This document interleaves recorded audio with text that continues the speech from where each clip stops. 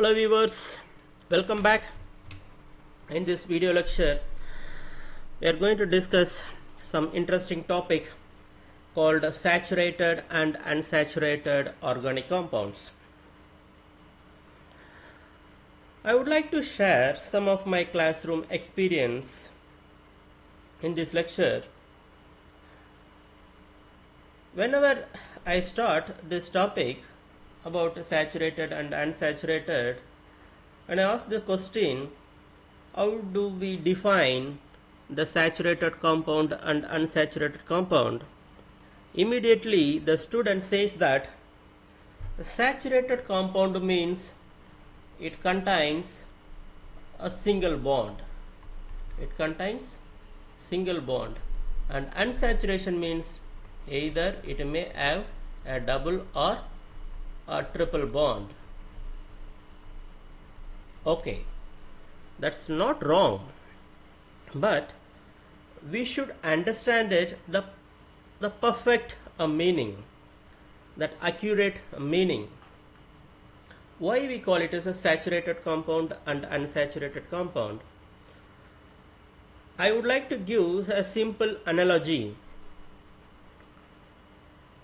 During the dissolution process, what we do?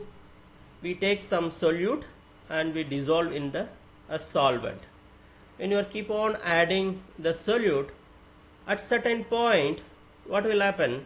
The solute will not get dissolved in the solution.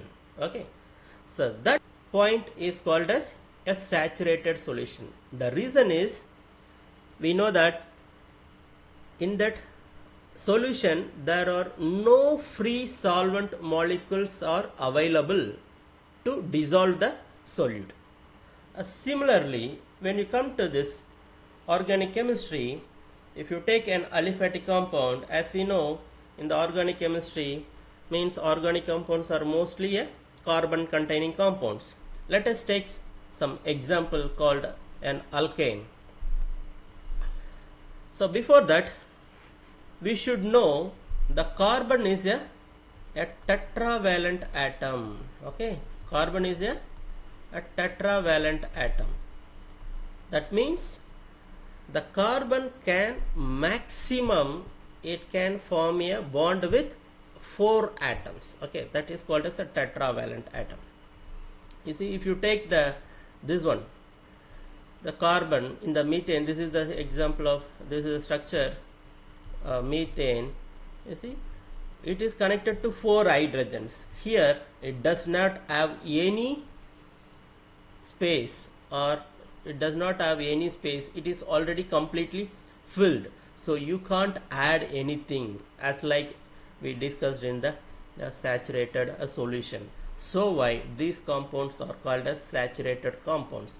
You see, here this is the full glass of water, so this is the maximum capacity is 4. That means it can contain maximum 4 liter. We can't add any more. Likewise, in this alkane, all the carbons are maximum filled with the 4 atoms. You cannot add any more atom to that carbon. That's why these compounds are called as saturated compounds. Okay, so all the alkanes are saturated compounds. Obviously, yes, it contains single bond. So this is the correct understanding and the correct meaning, we can say that.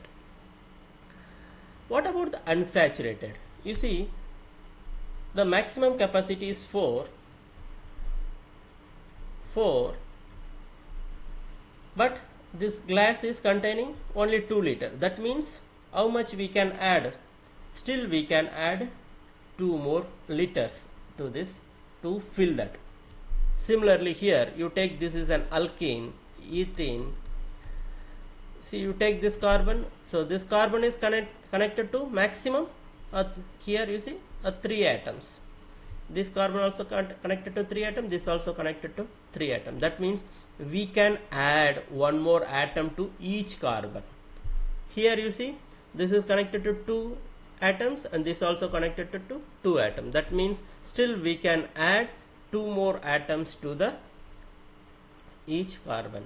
So why these compounds are called as unsaturated. Still you can add some of the atoms. This is the clue. If you are smart, so we can easily understand that.